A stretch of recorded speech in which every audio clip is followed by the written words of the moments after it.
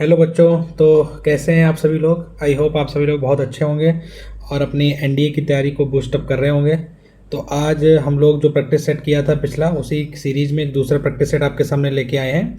आज की क्लास बहुत इंपॉर्टेंट क्लास है क्योंकि आज की क्लास से आपको बहुत कुछ सीखने को मिलेगा और आपके एनडीए का जो एग्ज़ाम आने वाला है, मेरा ऐसा अनुमान है इस वीडियो से ही कम से कम आपको 2 से 4 क्वेश्चन देखने को मिलेंगे केवल और केवल इस वीडियो से। एंड 2 से 4 क्वेश्चन का मतलब होता है कम से कम 10 से 10 मार्क्स का आपको इस वीडियो से देखने को मिल सकता है, केवल और केवल इस वीडियो से। ठीक है, तो प्लीज़ आप लोग ये वीडियो पूरी देखिए और बहुत अच्छे क्वेश्चन लेके आए हैं। इसमें हम आपके प्रोबेबिलिटी के क्वेश्चन लेके आए हैं और साथ में आपके स्टेटिस्टिक्स के लेके आए हैं, सो दैट आप उन क्वेश्चंस को अच्छे से समझ सको और उनको अच्छे से पढ़ो, तो आप अपने एग्जाम में बहुत बेहतर कर सकते हो। ठीक है, तो चलिए पहला क्वेश्चन देखते हैं। देखो पहला क्वेश्चन क्या लिखा हुआ है। सबसे पहला क्वेश्चन लिखा हुआ है, स्टैटिस्टिक्स का क्वेश्चन है। लिखा है the mean and standard deviation of a set of value are 5 and 2 respectively. देखो क्या कह रहा है, वो ये कह रहा है कि एक डेटा हम लोगों के पास में जिसका जो मीन है वो क्या है, वो 5 है। तो मीन को हम लोग एक्स बार से भी रिप्रेजेंट करते हैं, ऐसा आपको पता होगा। उसके बाद में फिर क्या लिखा है, स्टैंडर्ड डेविएशन दिया है। स्टैंडर्ड डेविएशन आपका क्या होता है, जो कि 2 दिया गया है, इसको हम सिग्मा से रिप्रेजेंट करते हैं। अच्छा, ये तो आपको पता ही होगा कि स्टैंडर्ड डेविएशन जो होता है वो अंडर रूट वेरिएंस का स्क्वायर होता है।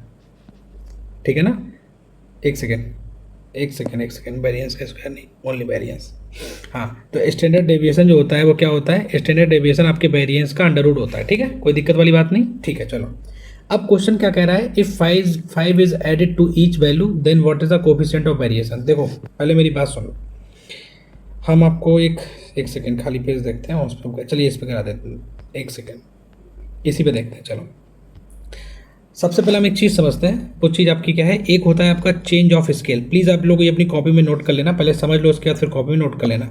एक होता है आपका चेंज ऑफ स्केल, ठीक है, और एक आपका होता है चेंज ऑफ ओरिजिन। क्या होता है, चेंज ऑफ ओरिजिन। क्या होता है, चेंज ऑफ ओरिजिन होता है। ठीक है, अब ये दोनों चीज़ें क्या होती हैं, ये सारी चीज़ हम लोग समझ लेंगे। ठीक है, चेंज ऑफ ओरिजिन का सबसे मतलब क्या होता है, जैसे मान लो मेरे पास में कोई डाटा सेट है, जैसे कि मान लो एक डाटा सेट है 1, 2 और 3। ठीक है, अब इस डेटा सेट के हमने ईच टर्म में या तो कुछ जोड़ दिया या कुछ घटा दिया, जिसको बोल सकते हैं टू ऐड समथिंग और टू सब्ट्रैक्ट समथिंग। ठीक है, तो अगर हमने किसी भी चीज़ में या कुछ चीज़ ऐड कर दी है या कोई चीज़ सब्ट्रैक्ट कर दी है, तो जैसे अब इसका मीन हमें मालूम है, इसका मीन हमसे कोई पूछेगा तो इसका जो मीन होगा वो उसका मीन होगा 2 होगा। ठीक है, अब मान लो हमने इसमें वन सब में ऐड कर दिया, इसमें वन ऐड कर दिया, इसमें वन ऐड कर दिया, इसमें वन ऐड कर दिया, तो अब ये हो जाएगा 2, 3 और 4। अब इसका जो न्यू मीन होगा वो न्यू मीन हो जाएगा 3।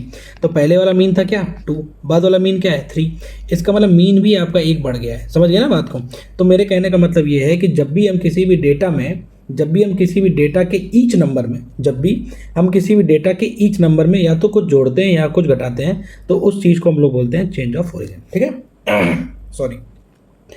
तो इससे कौन कौन इफेक्ट होता है ये हम लोग को सीखना है। तो हम लोग यहाँ पे देख लेंगे इससे इफेक्ट कौन कौन होता है। ठीक है, इफेक्ट कौन कौन होता है। तो सबसे पहले आपका जो मीन होगा वो इफेक्ट होगा, ये हम आपको ऑलरेडी पिछली वीडियो में बता चुके हैं। मीन इफेक्ट होगा, मीडियन भी आपका इफेक्ट होगा और मोड भी आपका इफेक्ट होगा। ये तीनों तो आपके इफेक्ट होंगे। ठीक है, अच्छा ये तीनों कैसे इफेक्ट होंगे, जिस तरीके से आपने हर टर्म में जोड़ा या घटाया है उसी तरीके से ये तीनों भी इफेक्ट हो जाएंगे। जैसे मीन, अगर आपने हर डेटा में एक ही जोड़ा है तो मीन भी एक जुड़ जाएगा, मीडियन में भी एक जुड़ जाएगा, मोड में भी एक जुड़ जाएगा। इस तरीके से होता है। ठीक है, अब कौन कौन से ऐसे हैं जो अनअफेक्टेड हैं या इसको बोलते हैं जो अनचेंज है। तो जो आपके अनचेंज है उसमें आपका क्या है, उसमें आपका सबसे पहला रेंज आपका अनचेंज होता है। रेंज होता क्या है, किसी भी डेटा का रेंज क्या होता है, हम शॉर्ट में लिख दे रहे हैं, किसी भी डेटा का जो हाईएस्ट नंबर होता है उसमें से अगर हम लोएस्ट नंबर माइनस कर दे तो वो उस डेटा का रेंज कहलाता है। ठीक है, कोई दिक्कत। ठीक है, रेंज आपका अनचेंज होगा। और क्या क्या अनचेंज होगा, आपका स्टैंडर्ड डेविएशन वो भी आपका अनचेंज होगा। और क्या अनचेंज होगा, वेरिएंस, ये भी आपका अनचेंज हो जाएगा। और जो आपका कोफिशिएंट ऑफ वेरिएंस है, ये भी आपका अनचेंज होगा। कोफिशिएंट ऑफ वेरिएंस है, ये भी आपका क्या होगा, ये भी अनचेंज हो जाएगा। यहाँ तक कोई दिक्कत वाली बात तो नहीं। ठीक है, अब देखिए चेंज ऑफ स्केल का मतलब क्या होता है। चेंज ऑफ स्केल का मतलब ये होता है कि अब हमने हर डेटा में कुछ ना कुछ या तो ऐड किया है या हमने डिवाइड किया है। तो चेंज ऑफ स्केल का मतलब होता है कि हमने किसी भी डेटा में या तो कुछ मल्टीप्लाई किया है और या हमने कुछ ना कुछ उसमें डिवाइड कर दिया है। ठीक है, अब इससे इफेक्ट कौन कौन होगा ये चीज़ें समझ लीजिए। इफेक्ट कौन कौन होगा, आपका मीन इफेक्ट होगा, आपका मीडियन भी इफेक्ट होगा, आपका मोड भी आपका इफेक्ट होगा, रेंज भी आपका इफेक्ट होगा। ठीक है, स्टैंडर्ड डेविएशन भी आपका इफेक्ट होगा। ठीक है, उसके बाद में वेरिएंस भी आपका इफेक्ट होगा। और जो चीज़ नहीं इफेक्ट होगी, अगेन कोफिशिएंट ऑफ वेरिएशन आपका अभी भी इफेक्ट नहीं होगा। कोफिशिएंट ऑफ वेरिएशन आपका अभी भी इफेक्ट नहीं होगा। यहाँ पे वेरिएशन कर लेना, ठीक है, वेरिएशन, ये अभी भी आपका इफेक्ट नहीं होगा, यानी कि ये है अनचेंज। ये क्या है, ये अनचेंज है। ये आप अपनी कॉपी में प्लीज़ नोट कर लीजिए, इससे आपके एग्जाम में क्वेश्चन आने के 100% चांसेस हैं। अब देखिए, अगर मान लो आपने हर डेटा में के टाइम्स का मल्टीप्लाई किया है तो आपका मीन जो है वो भी के टाइम्स हो जाएगा, मीडियन भी के टाइम्स हो जाएगा, मोड भी के टाइम्स हो जाएगा, रेंज भी के टाइम्स हो जाएगा, स्टैंडर्ड डेविएशन भी के टाइम्स हो जाएगा, और जो वेरिएंस है वो के स्क्वायर टाइम्स हो जाएगा। समझ गए ना बात को। और कोफिशिएंट ऑफ वेरिएशन चेंज नहीं होता है। तो ये होता है चेंज ऑफ स्केल और ये होता है change of origin. Change of scale का मतलब क्या है कि किसी भी चीज़ में मल्टीप्लाई और डिवाइड करना किसी भी कांस्टेंट नंबर का, और चेंज ऑफ ओरिजिन का मतलब होता है कि किसी भी चीज़ को जोड़ देना या उसमें सब्ट्रैक्ट कर देना, वो कहलाता है चेंज ऑफ ओरिजिन। तो उसमें आपकी 3 चीज़ें इफेक्ट होती हैं और बाकी सारी चीज़ें अनचेंज होती हैं। और ये जो चेंज ऑफ स्केल है इसमें आपकी एक्सेप्ट कोफिशिएंट ऑफ वेरिएशन, हालांकि कोफिशिएंट ऑफ वेरिएशन दोनों में ही अनचेंज है, यानी इसका मतलब आपको ये समझना है कि स्केल में तो सब कुछ इफेक्ट होगा, और जो ओरिजिन है उसमें केवल मीन मोड मीडियन इफेक्ट होता है, बाकी और कोई भी इफेक्ट नहीं होता। यहाँ तक तो कोई दिक्कत नहीं, कोई समस्या नहीं। अब चलिए क्वेश्चन पे देखते हैं, क्वेश्चन क्या है। अब हम लोग क्वेश्चन को देखते हैं, क्वेश्चन क्या कह रहा है। देखो भाई, समझ लो क्वेश्चन क्या कह रहा है। क्वेश्चन ये कह रहा है, ये हमने आपको स्लाइड में लिख दिया, अब हम लोग यहाँ से क्वेश्चन सॉल्व करेंगे। क्वेश्चन क्या कह रहा है, the mean and the standard deviation. पहले मीन क्या था, मीन पहले था एक्स बार और उसकी वैल्यू थी 5, और आपका जो स्टैंडर्ड डेविएशन था वो आपका कितना था, वो 2 था। कोई दिक्कत वाली बात तो नहीं, कोई समस्या वाली बात नहीं। अब वो क्या कह रहा है कि 5 is added to each value, हमने सब में 5 जोड़ दिया है, कोई दिक्कत कोई समस्या वाली बात नहीं, इन्होंने सब में 5 जोड़ दिया है। अब कह रहे हैं what is the coefficient of the variation for the new set. अब एक बात बताइए, जब हम लोगों ने सारे में 5 ऐड कर दिया है, यानी कि ये केस कौन सा है, चेंज ऑफ ओरिजिन का है, तो इसका मतलब मीन इफेक्ट होगा, यानी कि पहले मीन 5 था, अब जो न्यू मीन हो जाएगा, वो क्या होगा, न्यू मीन आपका क्या होगा, न्यू मीन होगा 5 + 5, यानी कि पुराना बना मीन प्लस उसमें के मतलब जोड़ दिया है, तो यानी कि 5, तो जो न्यू मीन हो जाएगा वो आपका क्या हो जाएगा, 10 न्यू, ठीक है।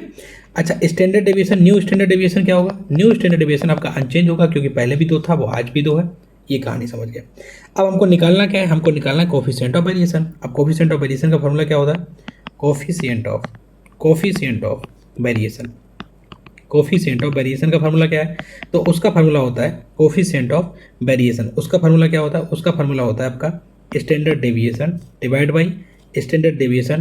बाई मीन इनटू 100, ये होता है।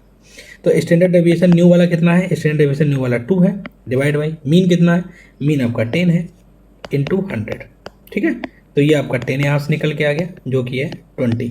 तो 20 आपका एकदम से करेक्ट ऑप्शन है, 20 आपका एकदम से करेक्ट ऑप्शन है, तो इसलिए ऑप्शन नंबर भी एकदम से करेक्ट ऑप्शन है, ठीक है। तो ये क्वेश्चन एग्जाम में आपके बहुत पूछे जाते हैं, प्लीज़ आप लोग इसका रिवाइज कर लीजिए। आपके एग्जाम में सबसे ज़्यादा पूछे जाने वाला क्वेश्चन है change of scale, change of origin, ठीक है। चलो अब नेक्स्ट क्वेश्चन देखते हैं।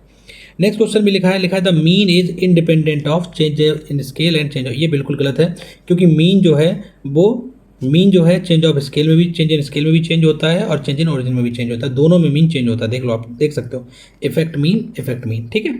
Variance is independent of change in scale. Variance जो है चेंज से डिपेंड नहीं करता है चेंज ऑफ स्केल में, और चेंज ऑफ स्केल में वेरिएंस देखो, ये देखो दिख रहा है आपको, ये डिपेंड करता है, यानी कि ये गलत है।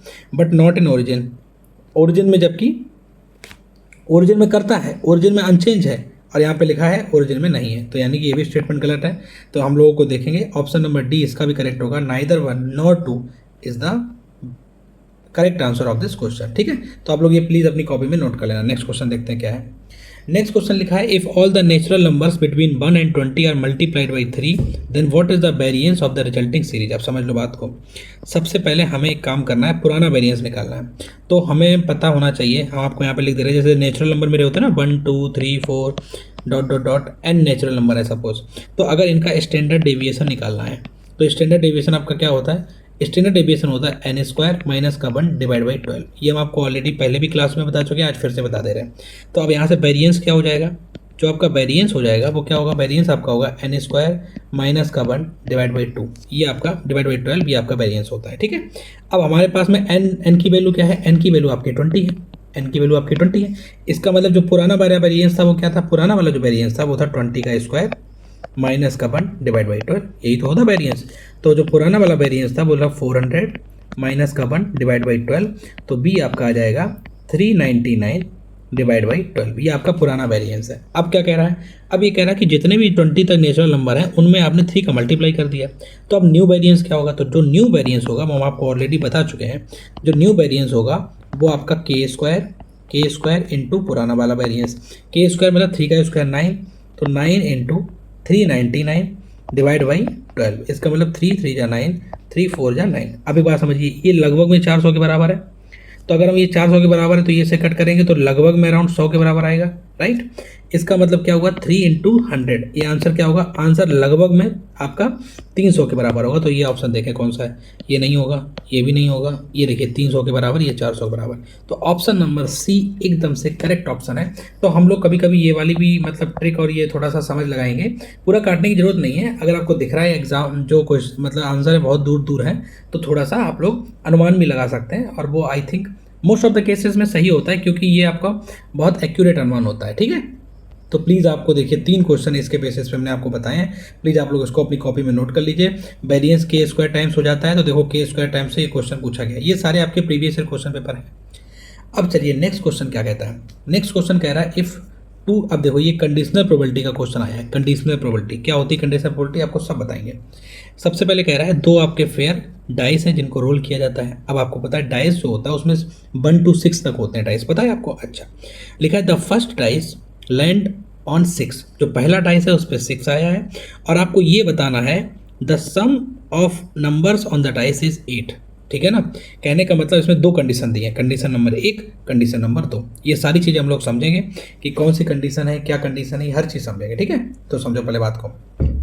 कंडीशन पहली जो दी है, पहली कंडीशन क्या दी है कि जो सम ऑफ नंबर्स है वो आपका 8 आना चाहिए। अब आपको पता है कि जब हम लोग 2 डाइस को उछालते हैं तो या तो 1 1 आ सकता है, या 1 2 आ सकता है, या 1 3 आ सकता है, या डॉट डॉट डॉट ऐसे 1,6 आ सकता है, ये यहाँ मतलब 1 4 आ सकता है, या 1 5 आ सकता है। समझ गए ना बात को। अब इसी प्रकार से पहले डाइस पे 2, बना सकता है, ऐसे ही हम लोग जाएंगे 2,6 तक। उसके बाद में फिर 3,1 से ऐसे ही जाएंगे 3,6 तक जाएंगे, ठीक है। फिर 4,1 से कहाँ तक जाएंगे, 4,6 तक जाएंगे। फिर 5,1 से कहाँ तक जाएंगे, 5,6 तक जाएंगे। फिर 6,1 से कहाँ तक जाएंगे, 6,1 से 6,6 तक जाएंगे। तो देखो इसमें टोटल कितने हैं, इसमें टोटल 6 हैं। तो टोटल ओवरऑल आउटकम कितने हैं, ओवरऑल आउटकम आपके जो होते हैं वो, अगर कोई 2 डाइस उछाले जाते हैं तो उनके टोटल आउटकम 36 होते हैं, ठीक है। अब वो क्या कह रहा है, हमको जो पहली कंडीशन है, पहली आपकी जो कंडीशन दी है वो कंडीशन ये है कि आपके जो सम ऑफ नंबर्स डाइस पे होना चाहिए वो 8 होना चाहिए। अब सम ऑफ नंबर्स अगर 8 होगा, इसका मतलब पहला आपका देखो 2 6 पहला क्या होगा, पहला आपका होगा 2 6, क्योंकि 2 और 6 को जोड़ने पे 8 हो जाएगा। हमने 1 में से क्यों नहीं लिया, हमें मालूम है 1 और 6 जोड़ने से 7 होता है। 2 6 जोड़ेंगे तो 8 आ जाएगा। फिर दूसरा क्या होगा, दूसरा आपका 3 वाले में से देखिए तो 3 और 5 अगर होगा तो आपका 8 आ जाएगा। इसमें देखेंगे तो इसमें यहाँ पे 4,4 होगा तो आपका 8 आ जाएगा। इसमें देखेंगे तो इसमें आपका 5 और 3 आ जाएगा तो 8 हो जाएगा। इसमें देखेंगे इसमें आपका 6 और 2 हो जाएगा तो 8 हो जाएगा। समझ गए ना बात को। तो कंडीशन हमने एक क्या थी, जो कंडीशन पहली कंडीशन है उसको क्या बोलते हैं, सम ऑफ नंबर्स। जो सम ऑफ नंबर्स है ऑन द डाइस 8, ठीक है, इसकी ये कंडीशन बनाई है। तो इसका अगर Na क्या है, नंबर ऑफ एलिमेंट इन ए क्या हो गया, तो ये 1 2 3 4 5, तो नंबर ऑफ एलिमेंट 5 है। यहाँ तक कोई दिक्कत, कोई समस्या नहीं। अब क्या कह रहा है दूसरी condition, condition number 2, condition number 2, condition number 2, और वो क्या है जिसको हम लोग बोलेंगे बी। कंडीशन बी क्या कह रहा है कि पहली डाइस पे 6 आना चाहिए। पहली डाइस पे 6 केवल यहीं आ रहा है, देख सकते हैं आप 6,2। तो पहली डाइस पे 6,2 आ रहा है जिसका सम 8 है। तो यानी कि एन बी आपका कितना हो गया, एन बी आपका हो गया 1। यहाँ तक कोई दिक्कत समस्या नहीं, एन बी आपका हो गया 1। अब आपसे पूछ क्या रहा, अब आपसे पूछ क्या रहा है, अब आपसे पूछ ये रहा है कि अब हमको ये बता दो conditional probability that the first dice land on 6, पहला डाइस 6 पे लैंड हो यानी कि बी। उसके बाद में that the sum of numbers on the dice is 8, और जो आपका सम ऑफ नंबर्स हो वो 8 है। तो इसका मतलब आपसे पूछ रहा है P B by A, P B by A. अब इसका फार्मूला क्या होता है, ये कंडीशनल प्रोबेबिलिटी है, इसका पी बी बाई ए का फार्मूला होता है P B intersection A divide by P A, divide by P A, ठीक है। अब देखिए, अब इसका मतलब हमें सबसे पहले इन दोनों में इंटरसेक्शन चाहिए। अच्छा, इसमें भी 6 2 है, इसमें भी 6 2 है, तो इन दोनों का जो इंटरसेक्शन उसकी वैल्यू क्या है, उसकी वैल्यू 1 है केवल। अच्छा, उसके बाद में टोटल पी ए कितना है, पी ए का मतलब टोटल इसमें कितने नंबर है, टोटल आपके नंबर है 5, 1 2 3 4 एंड 5। तो जो आपका फाइनल आंसर होगा वो आपका 1/5 होगा। तो ये आपका कंडीशनल प्रोबेबिलिटी से क्वेश्चन पूछा था, बहुत बेहतरीन क्वेश्चन था, बहुत इजी भी क्वेश्चन था। तो आप लोगों को ये प्लीज़ आप लोग इसका रिवाइज कर लीजिए, हो सकता है आपके एग्जाम में क्वेश्चन पूछ लिया जाए। ठीक है, चलिए नेक्स्ट क्वेश्चन देखते हैं क्या है। नेक्स्ट क्वेश्चन में कह रहा है 2 इंडिपेंडेंट इवेंट हैं ए एंड बी। अब सबसे पहले देखो इंडिपेंडेंट, आप लोग कीवर्ड्स को पकड़ा करिए। इंडिपेंडेंट एक होता है म्यूचुअली एक्सप्रेस, तो इंडिपेंडेंट क्या होता है, सबसे पहले 2 इंडिपेंडेंट लिखा है, इसको पहले पकड़ना पड़ेगा। 2 independent, 2 independent, 2 independent event, 2 independent events. इसका मतलब ये होता है जो पी ए इंटरसेक्शन बी है उसकी वैल्यू आप लोग लेंगे P A into P B, उसकी वैल्यू आप लोग क्या लेंगे, P A into P B. ठीक है, पी ए इंटरसेक्शन बी की वैल्यू आप लोग क्या लेंगे, P A into P B. कोई दिक्कत तो नहीं। अच्छा, आप क्वेश्चन में दिया क्या गया, क्वेश्चन में दिया गया पी ए यूनियन बी आपका दिया गया है, वो आपका 2/3 है, और पी ए इंटरसेक्शन बी आपका दिया गया है वो आपका 1/6 है, और ये भी दिया गया है आपका जो पी बी है वो छोटा है और पी ए आपका बड़ा है। ठीक है, अब देखिए हम लोग एक फार्मूला बताते हैं आपको, जो पी ए यूनियन बी होता है वो आपका होता है P A plus P B, P A plus P B minus P A intersection B. ठीक है, तो ये पी ए यूनियन बी कितना दिया है, वो आपका 2/3 है। पी ए हमें पता नहीं है, पी बी भी हमको नहीं पता है, और पी इंटरसेक्शन बी जिसकी वैल्यू ली है 1/6 ये हमको पता है। ठीक है, अच्छा, पी ए की जगह पे हम लोग ये पी ए इंटरसेक्शन जो बी लिखा है, क्या हम उसको ऐसे भी तो लिख सकते हैं, पी ए इंटरसेक्शन बी की वैल्यू होगी 1/6 equals to P A into P B. अब देखो इस क्वेश्चन को यहाँ से सॉल्व करने के दो तरीके हैं। कितने तरीके हैं, दो तरीके हैं। दो तरीके क्या है, हमको वैल्यू चाहिए पी बी की, राइट, हमको वैल्यू क्या चाहिए, पी बी की वैल्यू चाहिए। अच्छा, अगर हमको वैल्यू पी बी की चाहिए तो ऑब्वियसली ऑप्शन इन्हीं में से कोई एक ना एक होगा, कोई दिक्कत वाली बात नहीं। अगर सपोज हम लोग देखो, हम आपको ऑप्शन बता रहे हैं, ऑप्शन एलिमिनेट कैसे करना है। अगर सपोज हमने इसको 1/6 ले लिया तो पी बी मेरा यहाँ पे 1/6 हो जाएगा और पी ए आ जाएगा आपका 1। ठीक है ना, अब यहाँ से हमें देखना पड़ता है, इसको भी संतुष्ट करना चाहिए, इसको भी सेटिस्फाई करना चाहिए। तो ये हो जाएगा 1 प्लस पी बी 1/6 लिया माइनस 1/6, 1/6 से 1/6 कैंसिल हो गया तो भैया 1 आया, ये तो 2/3 के इक्वल है। तो इसका मतलब ये वाला ऑप्शन नहीं हो सकता। ठीक है ना, ये भी आप लोग थोड़ा सा चेक करिए। ये अच्छा हमें दिखा रहा है, हमें भी दिख रहा है आंसर जो है वो या तो ये है, हमें दिख रहा है आंसर या तो ये है या ये है। बताओ क्यों, क्योंकि देखो पी बी अगर 1/2 है, यहाँ पे पी बी 1/3 1/2 होगा, क्योंकि हमें मालूम है इन दोनों का जो मल्टीपल है वो 1/6 दिया गया है। समझ रहे, तो नीचे आपका या तो 2 का मल्टीपल होगा या 3 का मल्टीपल होगा जनरली। ठीक है ना, तो ऑप्शन हमें दिख रहा है, ऑप्शन इन दोनों में से कोई एक है, लेकिन अब हमें ये दिखाना है कि ऑप्शन है कौन सा। ठीक है ना, तो हम लोग क्या कर रहे हैं, हम लोग जो है 1/3 ले रहे हैं। ठीक है, पहले 1/3 ले रहे हैं, बाद में अगर गलत होगा तो 1/2 तो 100% सही होगा। कैसे सही होगा देख सकते हैं। तो अगर हमने पी बी को ले लिया है 1/3, ठीक है, अगर पी बी को 1/3 ले लिया है तो इससे ये कट जाएगा और आंसर आएगा पी ए। पी ए की वैल्यू होगी 1/2, पी ए की वैल्यू क्या होगी, पी ए की वैल्यू आपकी हो जाएगी 1/2। अच्छा मेरी बात सुनिए, पी ए की वैल्यू है 1/2 दूसरे आंसर के अकॉर्डिंग, और पी बी की वैल्यू है 1/3, यहाँ तक कोई दिक्कत नहीं।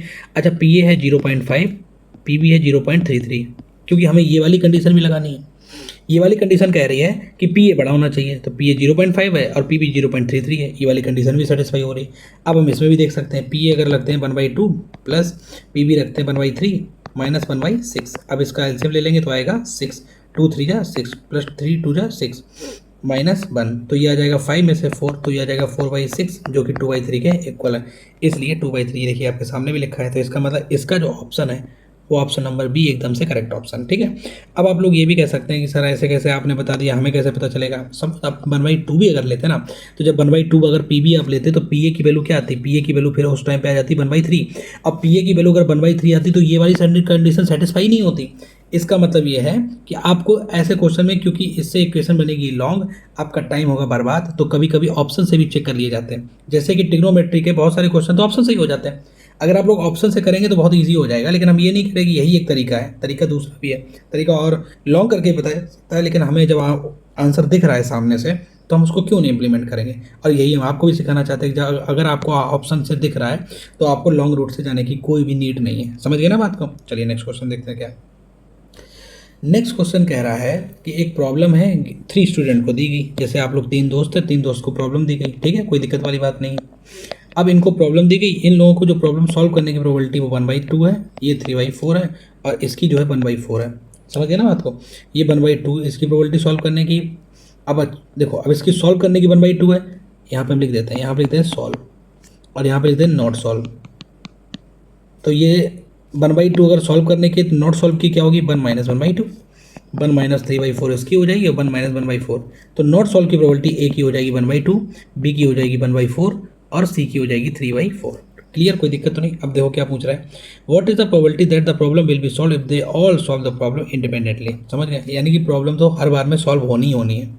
अब समझो, ये क्वेश्चन पूछा गया है, इस क्वेश्चन को लगाने के दो तरीके हैं। पहला तरीका लॉन्ग, दूसरा तरीका वेरी शॉर्ट। लॉन्ग तरीका क्या है, लॉन्ग तरीका क्या है, लॉन्ग तरीका क्या है, लॉन्ग तरीका ये है कि हम एक काम करें, हम एक काम करें क्या, कि पूछा ये गया है कि सारे लोगों ने प्रॉब्लम इंडिपेंडेंटली सॉल्व कर दी है। इसका मतलब ये है कि हम ऐसे भी निकाल सकते हैं कि देखो जरा हम तुम्हें आपको समझा रहे हैं, समझिए। ए ने सॉल्व कर दी है, बी ने नहीं कर पाई, सी ने भी नहीं कर पाई, प्लस ए ने नहीं कर पाई, बी ने सॉल्व कर दी है, सी ने नहीं कर पाई, प्लस ए ने नहीं कर पाई, बी ने भी सॉल्व नहीं कर पाई, सी ने कर दी। प्रॉब्लम तो अभी भी सॉल्व हो गई। लेकिन कंडीशन ये भी हो सकती है कि जब दो लोग प्रॉब्लम सॉल्व कर दें, तीसरा ना कर पाए, तभी भी प्रॉब्लम सॉल्व होगी। ठीक है ना। तो अभी क्या है, ए ने नहीं कर पाई और बी और सी ने कर दी प्रॉब्लम सॉल्व। अब क्या है, ए और सी ने प्रॉब्लम सॉल्व कर दी, लेकिन बी ने नहीं कर पाई। समझ गए, ये दो दो का केस बन गया। और तीसरा केस क्या है, जब तीनों लोग प्रॉब्लम को सॉल्व कर दें। ये आपके इतनी प्रोबेबिलिटी आपको बतानी है। ठीक है, तो हम एक काम करेंगे, इस क्वेश्चन को लगाने का तरीका क्या, ए ने कर दी, ए ने कर दी का मतलब क्या है, ए की प्रोबेबिलिटी 1/2, बी ने नहीं कर पाई, तो बी ने जब नहीं कर पाई तो मतलब 1/4, तो 1/4 इंटू, उसके बाद में सी ने भी नहीं कर पाई, सी ने नहीं कर पाई तो मतलब 3 × 4, प्लस उसके बाद दूसरा क्या है, ए ने नहीं कर पाई मतलब 1/2 इंटू, बी ने कर दी, बी ने कर दी मतलब 3/4 इंटू, सी ने नहीं कर पाई, सी ने नहीं कर पाई मतलब 3/4। ठीक है ना। उसके बाद में प्लस, इसी तरीके से आप लोग ऐसे करके जोड़ते जाएंगे तो आपको आंसर मिल जाएगा। लेकिन ये आप लोग मतलब सॉल्व करना है, इससे भी आपका आंसर आएगा, लेकिन हम इससे नहीं करा रहे हैं आपका। ठीक है। लेकिन अब इस क्वेश्चन को हम ऐसे भी कर सकते हैं, हम ये मान के चलते हैं कि प्रॉब्लम ना तो ए ने सॉल्व कर पाई है, ना बी ने सॉल्व कर पाई है, ना सी ने सॉल्व कर पाई है, प्रॉब्लम सॉल्व भी नहीं हुई। और उसमें हमने उसको घटा दिया, हमने -1 से घटा दिया। इसका मतलब ये हो गया कि प्रॉब्लम सॉल्व हो गई है हर तरह से। समझ गए ना। यानी कि हम ऐसे भी इस क्वेश्चन को सॉल्व कर सकते हैं। कैसे सॉल्व कर सकते हैं, 1 - ए ने सॉल्व नहीं कर पाई है मतलब 1/2 इंटू, बी ने सॉल्व नहीं कर पाई है मतलब 1/4, और सी ने भी नहीं कर पाई है मतलब 3/4। तो जो आपका आंसर होगा वो आपका होगा 1 - ये आ जाएगा आपका 3/32, 4 × 4 = 16, 2 × 32। तो जो आपका आंसर आएगा वो आपका 29/32। तो ऑप्शन नंबर ए एकदम से करेक्ट ऑप्शन है। आप लोगों को अगर ये सॉल्व करना है तो ये भी सॉल्व करके आप लोग आंसर लाएंगे, तब भी 29/32 ही आएगा। समझिए ना बात को। हमने क्या कर दिया, हमने ये दिखा दिया प्रॉब्लम सॉल्व ही नहीं हुई, और उसको हमने 1 से माइनस कर दिया। अब मेरी प्रोबेबिलिटी किसकी निकल गई, अब मेरी प्रोबेबिलिटी इसकी निकल गई, प्रॉब्लम सॉल्व होगी। अब इसमें ये सारी कंडीशन आ गई कि हो सकता है कोई एक ही बंदा सॉल्व कर रहा हो सकता है 2 बंदे मिलकर सॉल्व कर रहे हो सकता है तीनों सॉल्व कर रहे हो। तो ये 7 पॉसिबिलिटीज़ बनी है। अगर आप इसका सम निकालेंगे तब भी इतना आएगा, और अगर आप डायरेक्ट निकालेंगे 1 - किसी ने प्रोबेबिलिटी सॉल्व मतलब किसी ने क्वेश्चन सॉल्व नहीं कर पाया तो भी आपका यही क्वेश्चन आएगा। तो ऐसे करके ये क्वेश्चन को लॉन्ग ना करते हुए ये वाला मेथड ज़्यादा अच्छा है, तो आप लोग इससे सॉल्व कर सकते हैं। ठीक है, चलिए नेक्स्ट क्वेश्चन देखते हैं क्या है। नेक्स्ट क्वेश्चन देखिए, पहले वेरी इजी क्वेश्चन है, आपको सारी वैल्यू दे दी है। आपको पी ए यूनियन बी, देखो क्या पूछा गया है, पूछा गया है आपका पी ए यूनियन बी, और उस पर लगा दिया है बार। ठीक है, इसका मतलब 1 - पी ए यूनियन बी पूछा है, यही तो होता है बार का मतलब। तो अब हम लोग को क्या करना है, हम लोग को पी ए यूनियन बी की वैल्यू निकालनी है। फार्मूला हम आपको ऑलरेडी बता चुके हैं, क्या है formula, P A plus P B minus P A intersection P. ठीक है, तो पी ए कितना है 0.5, पी बी कितना है 0.6, minus P A intersection B क्या है 0.4। तो ये आपका हो गया 1.1 माइनस 0.4, तो पी ए यूनियन बी आपका 0.7 आ गया। अब हमको वैल्यू निकालनी है इसकी, तो जब वैल्यू इसकी निकालनी है तो आंसर क्या होगा 1 - 0.7, तो आंसर आपका आएगा 0.4। तो देखो 0.4 है, ओ सॉरी 0.3, सॉरी देखिए ये गलती हो सकती है, आप लोग प्लीज़ 0.3। तो ऑप्शन नंबर डी इसका एकदम से करेक्ट ऑप्शन। बहुत सारे लोग हो सकता है आप ये मार के चले आए, भाई ये गलत है, ये ए यूनियन बी की वैल्यू है, लेकिन इसके ऊपर देखो ये बार लगाया, अब दिख रहा है आपको। तो ये बार की वैल्यू क्या होगी 1 minus P A union P का बार। ठीक है, चलिए नेक्स्ट क्वेश्चन देखते हैं। तो इसलिए इसका ऑप्शन नंबर क्या है, सी डी ऑप्शन करेक्ट है 0.3। ठीक है, चलिए नेक्स्ट। अब देखिए ये क्वेश्चन किससे आया, ये क्वेश्चन आपके हमने प्रीवियस क्वेश्चन पेपर से लिया है। अब ये क्वेश्चन आया कैसे, स्क्यूनेस से क्वेश्चन आया है। समझ लेते बात को, स्क्यूनेस क्या होता है भाई, स्क्यूनेस क्या होता है आपके लिए हो सकता है नया टॉपिक है, लेकिन हम आपको बता दे रहे हैं स्क्यूनेस क्या होता है। स्क्यूनेस का मतलब हिंदी में मतलब होता है तिरछापन। स्क्यूनेस का मतलब क्या होता है? तिरछापन। देखो जब आपके मीन, देखो हम आपको बता दे रहे हैं, जब आपके मीन, मीडियन और मोड, जब आपके मीडियन और मोड आपस में इक्वल होते हैं, आपस में क्या होते हैं? इक्वल होते हैं, या वो कोइंसाइड करते हैं, आपस में इक्वल होंगे या वो क्या करेंगे? कोइंसाइड करते हैं, तो उस कंडीशन को हम लोग बोलते हैं, उस कंडीशन को बोलते हैं सिमेट्रिक डिस्ट्रीब्यूशन। क्या बोलते हैं? Symmetric distribution. Symmetric distribution. और एक आपका होता है, एक आपका होता है एसिमेट्रिक डिस्ट्रीब्यूशन। एक आपका क्या होता है? Asymmetric distribution. एक आपका क्या होता है? Asymmetrical distribution. Asymmetrical distribution. Asymmetrical distribution या इसी को बोलते हैं स्क्यूड डिस्ट्रीब्यूशन। Skewed distribution. ये जो है दो प्रकार के होते हैं। एक आपका होता है पॉजिटिवली, एक आपका क्या होता है? Positively skewed. एक आपका क्या होता है? Positively skewed. और दूसरा जो सेकंड वाला होता है, सेकंड वाला जो आपका होता है वो आपका होता है negatively, negatively, negatively, negatively skewed. समझ गए ना बात को? Negatively skewed. पॉजिटिवली स्क्यूड का मतलब क्या होता है? राइट साइड जब आपका, अभी हम आपको फिगर भी बना देंगे, जब आपका राइट साइड की तरफ में टिल्ट हो जाए तो उसको बोलते हैं पॉजिटिवली स्क्यूड। और जब आपका लेफ्ट साइड की तरफ टिल्ट हो जाए तो उसको बोलते हैं नेगेटिवली स्क्यूड। ठीक है। अब इसका फिगर कैसे बनता है, ये जैसे हम आपको इसका फिगर बना दे रहे हैं, तो इस तरीके से ये देखिए राइट साइड की तरफ ज़्यादा टिल्ट हो गया, ये आपको दिख रहा है, ये आपका राइट साइड यही तो होता है, तो राइट साइड की तरफ ज़्यादा टिल्ट हो गया है। ठीक है। और यहाँ पे आपका आएगा मोड, ये आपका मीडियन और ये आपका मीन। इस वाले केस में क्या होता है? इस वाले केस में आपका मीन जो होता है वो सबसे बड़ा होता है, मीडियन जो है छोटा होता है उससे, और मोड जो है वो सबसे छोटा होता है। ठीक है। नेगेटिवली स्क्यूड में क्या होता है? नेगेटिवली स्क्यूड का जो फिगर है वो आपका इधर ज़्यादा, देखो लेफ्ट साइड में ज़्यादा है, उसके बाद में ऊपर गया और फिर यहाँ पे राइट साइड में ऐसे बन गया। समझ गया ना बात को? इस वाले में कंडीशन क्या होती है? इस वाले की कंडीशन होती है कि मोड आपका सबसे बड़ा होता है, इसका जस्ट अपोजिट, उसके बाद में फिर आपका मीडियन आता है और उसके बाद में फिर आपका मीन आता है। तो अब आप लोग देख लीजिए पूछा क्या गया है। हमने आपको कॉन्सेप्ट डिस्कस कर दिया है। ये दो तरीके के आपके स्क्यूड होते हैं। ठीक है। तो वो पूछा क्या गया है? The frequency curve assuming unimodal corresponding to data obtained in experiment skewed to the left. इसका मतलब नेगेटिवली स्क्यूड आपका पूछा गया है। What conclusion can be drawn from the curve? तो मोड सबसे बड़ा होगा, मीडियन उससे छोटा होगा और मोड मीन सबसे छोटा होगा। ऑप्शन नंबर डी एकदम से करेक्ट ऑप्शन है। ऑप्शन नंबर डी एकदम से क्या है? Correct option. ठीक है। तो इस तरीके से क्वेश्चन एग्जाम में आते हैं। आप लोग प्लीज़ इसके लिए रेडी रहिए। स्क्यूनेस से क्वेश्चन आया है, ऐसे क्वेश्चन आ सकते हैं आपके एग्जाम में, बहुत रेयरली दिखते हैं लेकिन आ सकते हैं, तो आप लोग सीख लीजिए। चलिए नेक्स्ट क्वेश्चन क्या है, लिखा है a natural number n is chosen from the first 50 numbers and what is the probability that n plus n upon 50 is less than 50। इसका मतलब क्या लिखा है? इसका मतलब लिखा है हमको प्रोबेबिलिटी बतानी है n plus n upon 50 less than 50। अगर हम इसको सॉल्व करें तो क्या होगा? 50n प्लस का n divide by 50 less than 50। ठीक है। तो ये हो जाएगा 51n लेस देन 50 इंटू 50 जो आपका क्या हो जाएगा? 2500। तो ये हो जाएगा 50n लेस देन 2500। ठीक है। अब हम लोग क्या करेंगे? n की जो वैल्यू होगी वो 2500 को जब हम 51 से डिवाइड करेंगे, तो देख लो यहाँ पे डिवाइड करके देख लेते हैं। 2500 को आप लोग 51 से डिवाइड करें तो पहला 4 टाइम्स आएगा, तो ये हो जाएगा 4 1 जा 4, 4 5 जा 20, तो हो जाएगा 46। उसके बाद में 0 आ जाएगा, फिर ये 9 टाइम्स आएगा, 9 1 जा 9, 9 1 जा 9, 9 5 जा 45। ठीक है। तो ये आपका यहाँ पे क्या बचेगा? 1 बचेगा। उसके बाद में हम यहाँ पे एक पॉइंट लगाएंगे, एक जीरो बढ़ाएंगे, फिर एक पॉइंट लगाएंगे, फिर एक जीरो बढ़ाएंगे, यहाँ पे एक जीरो बढ़ाएंगे, फिर वो 1 टाइम जाएगा तो 51 आएगा, फिर से 49 आ जाएगा। ठीक है। तो यानी कि इसका जो आंसर है वो क्या आ रहा है? एन की जो वैल्यू है वो 49.01 से कम है। इसका मतलब क्या हुआ? इसका मतलब ये हुआ जो यहाँ पे एन है ना, एन जो यहाँ पे एन हुआ है वो एक नेचुरल नंबर है। एन क्या है? एक नेचुरल नंबर है। और जो ये कंडीशन है इसके अकॉर्डिंग जो एन की जो फेवरेबल कंडीशन है वो 1 2 3 4 से लेके 49 तक है, क्योंकि 49.01 से छोटे नेचुरल नंबर 1 से लेके 49 तक होंगे। अब ये तो मेरी इवेंट की, इसके अकॉर्डिंग ये मेरी क्या आ गई? प्रोबेबिलिटी क्या है? इसके अकॉर्डिंग ये डेटा आ गया। तो अगर इसके नंबर ऑफ एलिमेंट इसके कितने हैं? 49। आपको प्रोबेबिलिटी का फार्मूला पता है क्या होता है? प्रोबेबिलिटी का जो फार्मूला होता है वो होता है favourable outcome divide by total outcome. तो फेवरेबल आउटकम कितना है? 49। टोटल नंबर कितने हैं? 49 है। और फेवरेबल आउटकम टोटल कितने हैं? टोटल आपके हैं 50। तो आंसर जो आपका होगा 49/50। ऑप्शन नंबर डी एकदम से करेक्ट ऑप्शन है। तो ये बेसिक क्वेश्चन एग्जाम में आया था, लेकिन हो सकता है आप लोग इसमें घबरा जाओ, ये कैसा क्वेश्चन, नया क्वेश्चन पूछ लिया गया, जबकि बहुत ही बेसिक क्वेश्चन था। ठीक है, चलिए नेक्स्ट क्वेश्चन देखते हैं क्या है। 2 डाइस और थ्रोन, 2 डाइस फेंके गए जैसे पहले हमने फेंके थे। What is the probability that the difference of the numbers on them is 2, या तो 2 है या 3।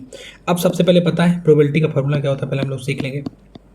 प्रोबेबिलिटी का फार्मूला क्या होता है, प्रोबेबिलिटी का फार्मूला जो है आपको पता है क्या होता है, आपका होता है फेवरेबल आउटकम, जो आपके इवेंट के आउटकम होते हैं, फेवरेबल आउटकम, ठीक है, divide by favourable outcome divide by total outcome, divide by total outcome. ठीक है, अब फेवरेबल आउटकम हमें क्या चाहिए कि जो दो नंबर हैं उनके बीच में डिफरेंस क्या हो, 2 और 3 हो।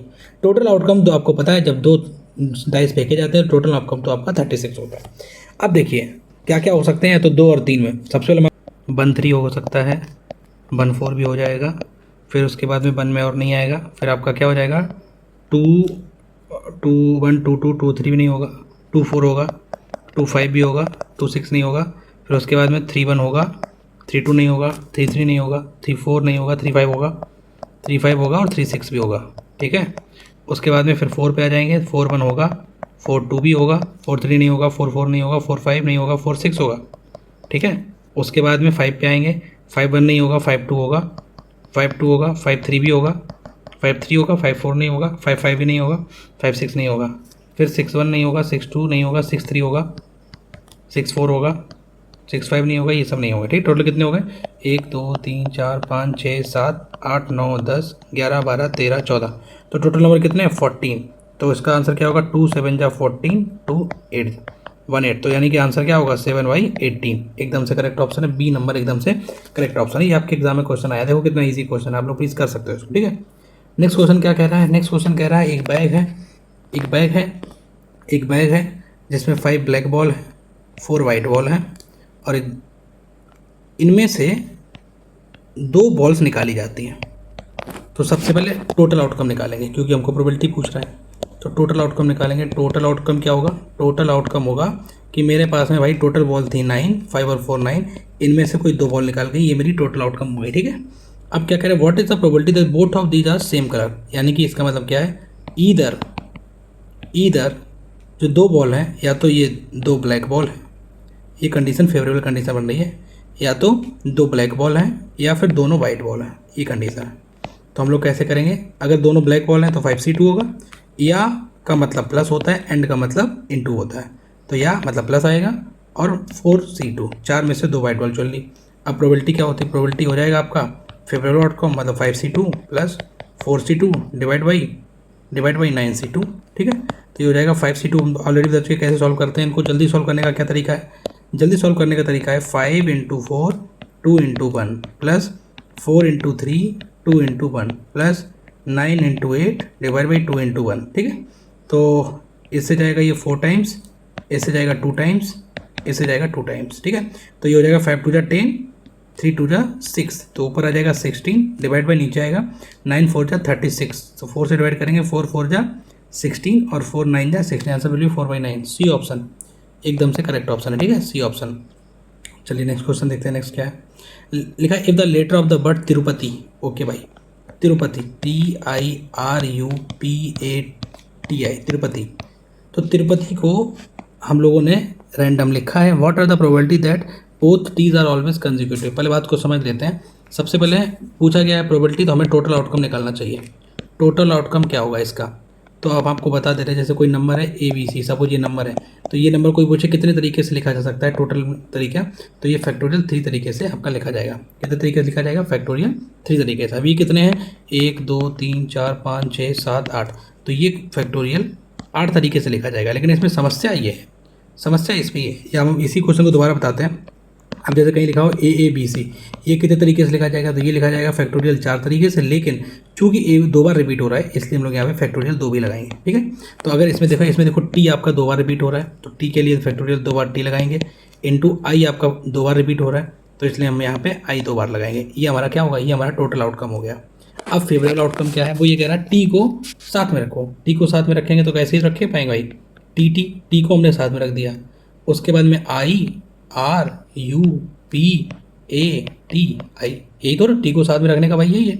तो अब इसको साथ में रखेंगे, ये हमारी फेवरेबल आउटकम हो गई, यानी कि जिसकी हमें प्रोबेबिलिटी चाहिए। तो फेवरेबल आउटकम क्या होती है, फेवरेबल आउटकम के लिए हमको फिर से निकालना पड़ेगा। अब इसमें कितने नंबर हैं, 1 2 3 4 5 6 कितने देखो, उसे एक सॉरी टी यहाँ पे दोबारा लिख दिया है, एक सेकेंड, इसको हम यहाँ पे आई कर देते हैं। अब सही है।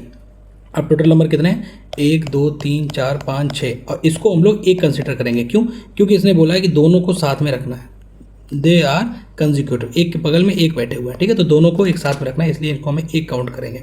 तो टोटल मतलब टोटल जो लेटर्स हैं वो है फैक्टोरियल 7। अब इसमें देखो रिपीट कौन कौन से हुए हैं, ये आपके 2 रिपीट हुए हैं, तो इसको कर देंगे फैक्टोरियल 2। समझ में आई ये बात कहानी, ठीक है। अब आप लोग ये भी कह सकते हैं क्या सर इसको नहीं लेंगे, रिपीट करेंगे, इसको क्या अंदर से नहीं लेंगे, जी नहीं। अगर यही चीज़ ऐसे लिखी होती, ए बी को साथ में बैठाना है, सी लिखा होता है, तो टोटल नंबर कितने होते, टोटल नंबर होते फैक्टोरियल 2, टोटल नंबर फैक्टोरियल 2 होते हैं इन 2 में। अब चूंकि ये एक दूसरे में आपस जगह चेंज कर सकते हैं, तो यहाँ पे हम लगा देते हैं फैक्टोरियल 2। लेकिन इस वाले केस में ये आपस में चेंज कर, मतलब दोनों सेम ही हैं, तो चेंज क्या करेंगे।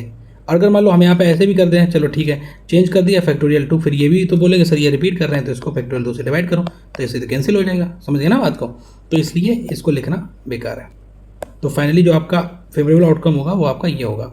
अब आपसे पूछा गया है प्रोबेबिलिटी, तो प्रोबेबिलिटी क्या होता है, फेवरेबल आउटकम मतलब factorial 7 divide by factorial 2 divide by factorial 8 divide by factorial 2 into factorial 2। तो देखो एक फैक्टोरियल 2 से एक फैक्टोरियल 2 कैंसिल हो गया, ये वाला फैक्टोरियल 2 ऊपर चला गया, तो ये हो जाएगा फैक्टोरियल 2 डिवाइड बाई फैक्टोरियल 7, और ये हम लोग लिख सकते हैं इसको 8 इंटू 7 फैक्टोरियल, इससे ये कैंसिल हो जाएगा, तो ये आपका हो जाएगा 2/8। आंसर आपका क्या आएगा 1/4। तो आपका बी ऑप्शन एकदम से करेक्ट ऑप्शन होगा, ठीक है। तो थैंक यू सो मच, आप लोग क्लास में आए, और आई होप आपको ये क्लास बहुत अच्छी लगी होगी, बहुत ही मज़ा आया होगा, क्योंकि हमको मालूम है इसमें जो हमने आपको क्वेश्चन कराए ना, वो एक से एक अच्छे अच्छे क्वेश्चन कराए जो आपके एग्जाम में आने की प्रोबेबिलिटी बहुत ज़्यादा है। तो प्लीज़ आप लोग इस वीडियो को अपने दोस्तों के साथ में भी शेयर करिए, सो दैट उनका भी मतलब कि भला हो जाए, और वो भी अच्छे से क्वेश्चन को देखें, सॉल्व करें। और अगर आपको किसी भी प्रकार का कोई भी डाउट आता है तो प्लीज़ आप कमेंट सेक्शन में अपनी बात लिख सकते हैं, हम हर कमेंट को देखते हैं और उसका रिप्लाई भी करते हैं, ठीक है। तो बाकी आप लोग क्लास से जुड़े इसके लिए बहुत बहुत अच्छा लगा।